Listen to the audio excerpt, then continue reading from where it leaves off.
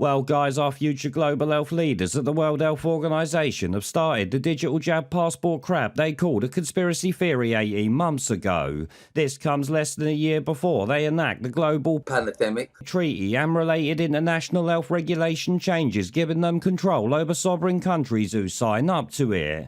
This they announced while claiming the success of the EU jab passport scheme, which is what they plan to expand to the entire world, I guess. So the second our government signs up to this, and they bloody will, you can be sure we're accepting more EU bullshit despite Brexit just to take the piss a little bit more. Here, take a listen. While the emergency phase of the COVID-19 pandemic is now over, investments in digital infrastructure remain an important resource for health systems and for economies and societies at large. Like many countries, the European Union made significant investments in COVID-19 certificates to help people move around as safely as possible during the pandemic.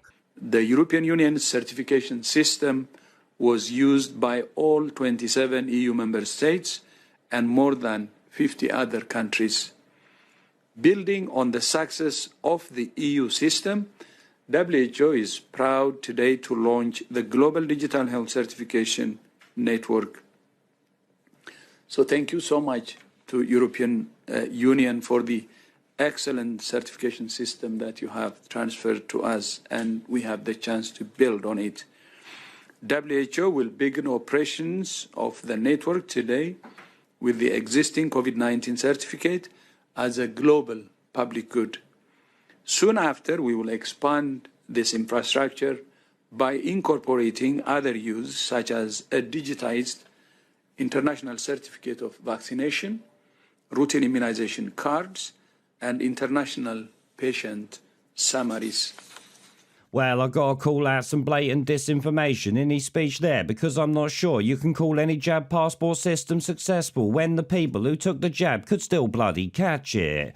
I mean, how does a jab passport protect people when the fully and triple boosted end up catching it constantly? Evidence from fully jabbed cruise ships and planes proved that beyond all doubt years ago, and yet the WHO spreads blatant bullshit here. All of this while they're claiming they want to stop people from doing that. Of course, what they really mean is that they want to stop us calling out their nonsense by labelling anything that shits on their narrative misinformation. The last few years have proven that beyond all doubt. Now, obviously, a medical passport's wrong on every level, as I've said probably 100 times before, but the greatest fear we all have is that it'll be expanded into much more, and that's literally what he admitted to at the end there.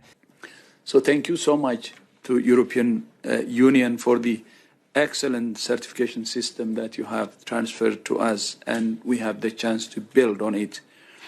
WHO will begin operations of the network today with the existing COVID-19 certificate as a global public good. Soon after, we will expand this infrastructure by incorporating other use, such as a digitized international certificate of vaccination, routine immunization cards, and international patient summaries. He said we'll add other jab cards and medical information, which not only risks that medical data being sold, but will also be used to force people into medical treatments that they don't want or need. This is actually how a social credit system starts, and before you know it, your carbon footprint will be tracked, using it to prevent you leaving your 15-minute C. At the end of the day, this system must be flat out rejected by all governments, and if it's not, then they need to be removed from power, because no one I know would want this unelected bunch of tosspots controlling their health, which is where this ends up. It's actually on par with allowing Mr. pandemic to control your health system or dictate what goes on or whether you can leave your bloody house. I have to say, I don't even think that we should allow people on the streets unless they've had the vaccine.